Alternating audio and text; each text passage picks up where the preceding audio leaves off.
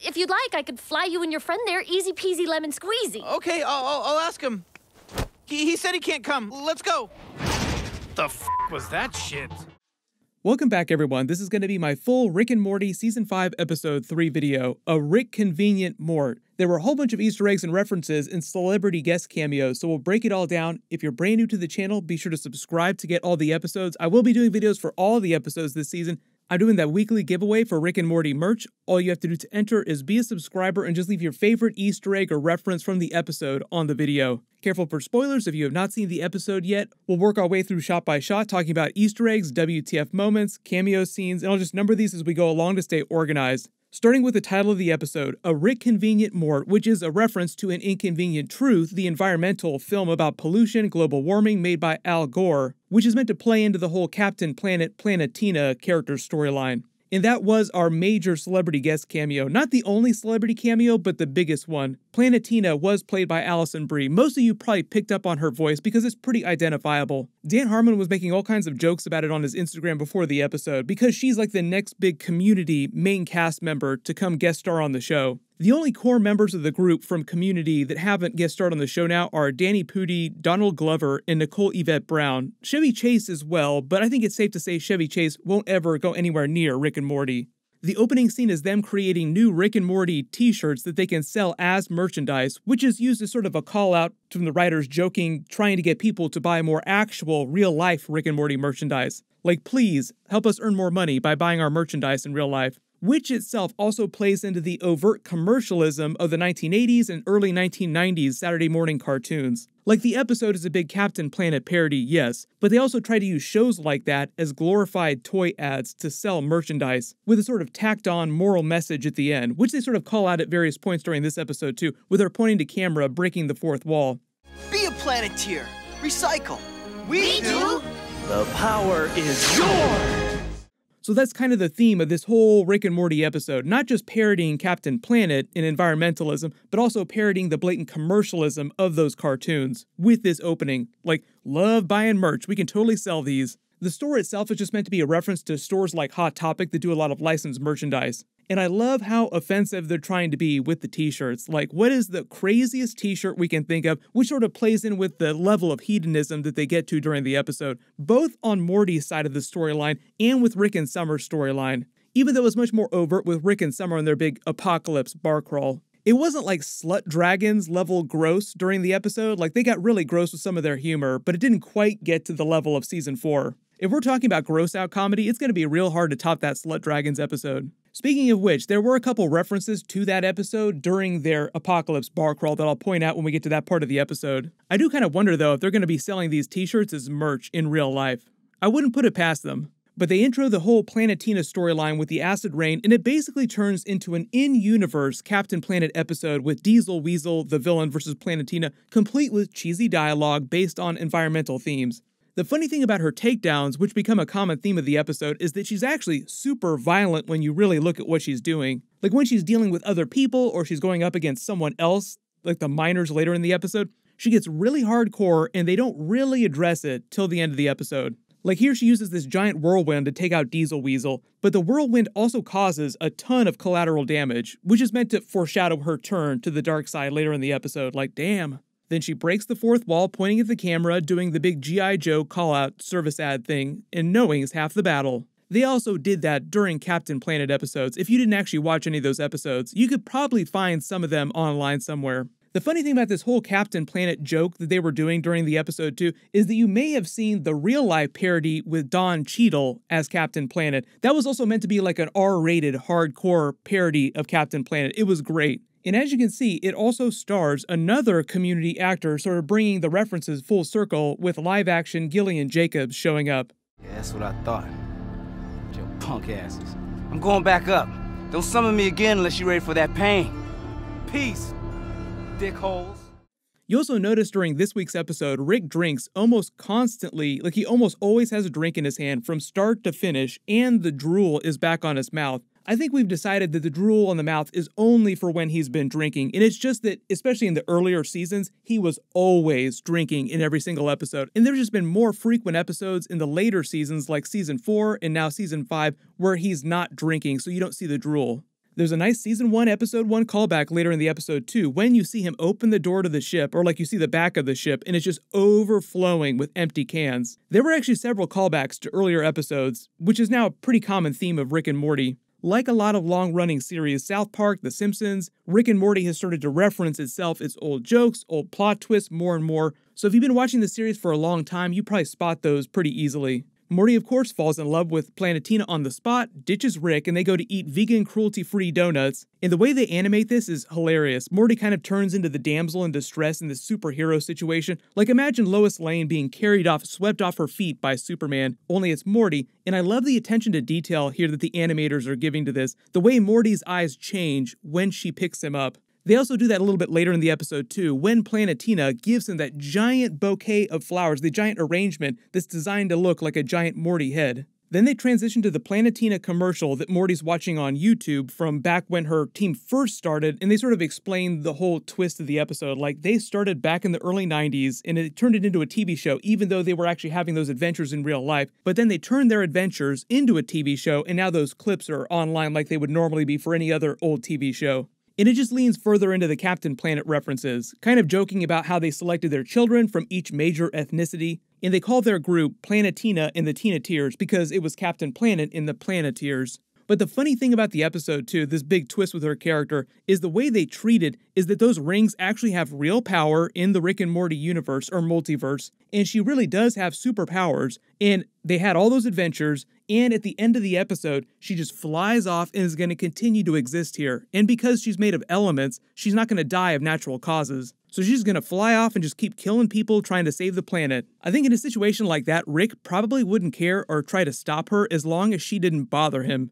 But basically, her arc during the episode is kind of like Ultron's arc in the Marvel movies. It's basically like Avengers Age of Ultron, like the only way to save the planet is by killing all these people, like you're the problem. They start all the jokes about the big age difference between her and Morty, and they treat their relationship kind of like the detoxified Morty's relationship with that older woman during season 3. Like he'd been living with that older woman, having sex with her on the regular for a good hot minute before Rick showed up to bring him back. And it's actually a rare episode, you notice, where Beth doesn't really do anything weird in the episode. She just acts like you would expect a normal mom to act when her 14-year-old son tries to move in with an adult girlfriend. And it's actually implied that they did have sex later in the episode based on that epic cutaway dream sequence. But it's not the first time that Morty had sex. Everyone always points to the mermaids from Rick Lantis Mix-Up, the Citadel of Rick's episode from season 3. You got some of that mermaid puss. I'm really hoping it wasn't a one-off thing and I could see her again. Which they actually just referenced again during season 5 episode 1,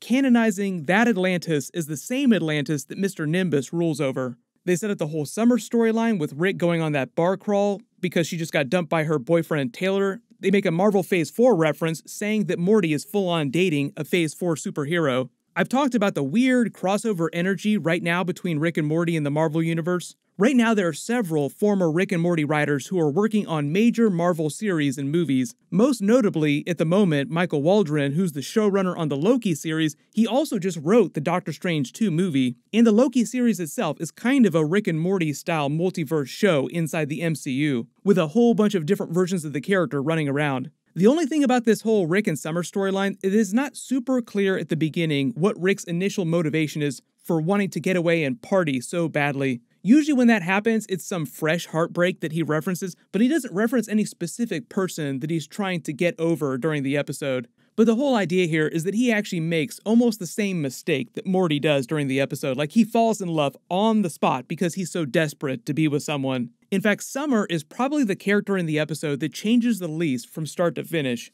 The funny side detail here too is when Morty asks them if it's weird that Planetina hasn't texted him, just like moments after he just saw her, and Jerry immediately says yes, Beth says no, just reminding you how desperate for love and attention Jerry is. Rick makes a Deep Impact movie reference when he's talking about the different apocalypse bar crawl planets they're going to. All the planets are about to be destroyed in big cataclysmic events. He modifies Morty's t-shirt to make it a Rick and Summer t-shirt. I also love how he low-key adds that she's definitely gonna get herpes. They take some weird shots at Russia for some reason because apparently parents are more strict in Russia, I guess. That's the joke. There were also a lot of random shots taken at different countries later in the episode, and because the Arab jokes were so over the top, they literally had the character call it out as Morty was killing him, saying, "I don't represent an entire culture, I'm just an individual character." Summer references season 3 with her bigger tit because she messed up with Rick's enlarging device, so one of her boobs is now permanently bigger than the others. She also whips out the pair of 2010 party glasses,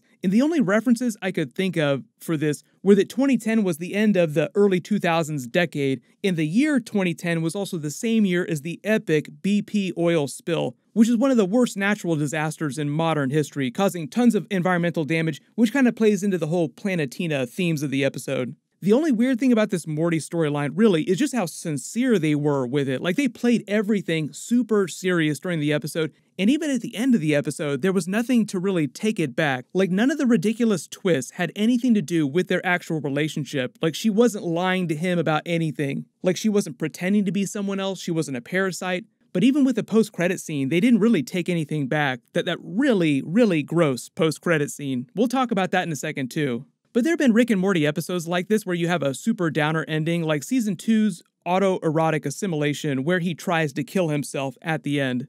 They have the big wildfire scene, they set up the running gag in the episode where she's like this super powerful hero doing all these saves, doing most of the work, and Morty flies around with her, barely doing anything, just like pointing at people and laughing. And their relationship arc develops so fast that you're just waiting for some big WTF moment. It did become a little predictable, like you knew it was probably going to fizzle eventually just because of how fast it was moving. Like when Morty says that she's coming to live with them, right after flat out telling Beth and Jerry that he murdered a bunch of human beings in cold blood and shows zero remorse for it. So if you take it at face value, you kind of wonder if he's either gone full evil Morty or it's all just in service of a big twist. So at a certain point, the episode did become pretty predictable. It's also a little bit weird that he's so ready to date this older woman at the thought that she has children. No worries, I am a child myself, I'll love your children. Then Morty finds out about how terrible all the adult versions of her team are, and they're basically just using her to make more money as part of this big empire of entertainment. The Prop 6 t-shirt that they put her in seems like it's a reference to California's Prop 6 from back in 2018. That was just a big transportation spending issue, but I think it was meant to help set up this whole arc with her going after the politicians that were doing things that were bad for the environment. Then Rick and Summer set up their whole bar crawl in the grossest way possible. Even though the motorboating was a little over the top, you do know that Summer's a freak, so it wasn't quite as big a surprise as some of the stuff that was happening with Morty. Miss, it appears that you have an uneaten allow me.